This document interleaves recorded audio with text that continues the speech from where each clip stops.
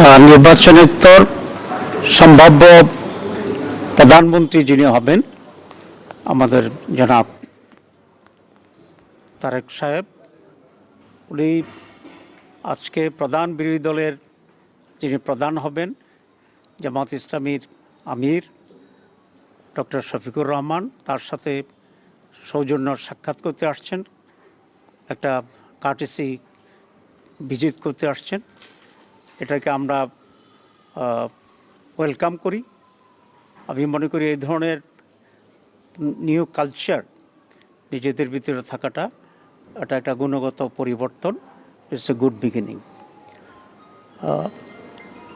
অত্যন্ত সাহায্যপূর্ণ পরিবেশে আলোচনা হয়েছে। আমরা দীর্ঘদিন বিএনপি এবং জামাত ইসলামী একসাথে স্বৈরাচার বিরুদ্ধে আন্দোলন করেছি, সংগ্রাম করেছি, গঠনে আমরা সরকারের অংশগ্রহণ ছিলাম।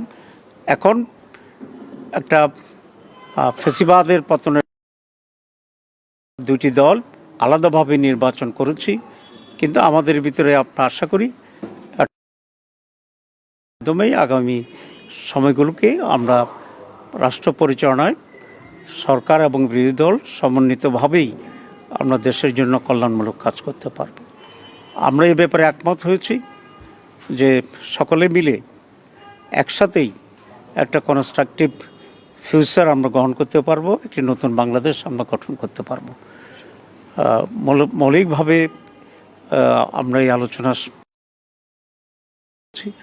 এবং নিজেদের ভিতরে মৌলিক কোনো ঝামেল হলে আলোচনা ভিত্তিতে যাতে একটা পজিটিভ একটা সমাধান আসতে পারে সেই সব বিষয়ে আমরা আলোচনা করেছি। আমাদের আমির জামাত বলেছেন যে কয়েকটি প্রায়োরিটি বিষয়ে এখানে আমাদের আলোচনা হয়েছে। প্রথম কথা হচ্ছে ল অ্যান্ড অর্ডার সিচুয়েশন, মানুষের সিকিউরিটি ইস্যুটা হচ্ছে সবচেয়ে বেশি। এই বিষয়ে যেন সরকার অত্যন্ত গুরুত্ব দিয়ে কাজ করে। এরপরে ইকোনমির ব্যাপারে আমরা কথা বলেছি এবং বিশেষ করে জনগণের যে মৌলিক যে প্রয়োজনগুলো আছে, খাদ্য, বাসস্থান, এডুকেশন, এসব বিবেকে অগ্রাধিকার পদ্ধতিতে যেন সরকার কাজে করে সে ব্যাপারে আমরা দৃষ্টি আকর্ষণ করেছি। It's a beginning. আমি মনে করি যে একটা মৌলিক কোয়ালিটেটিভ চেঞ্জ যাতে আমরা এদেশে পেতে পারি সে বিষয়েও আমরা দৃষ্টি আকর্ষণ করেছি।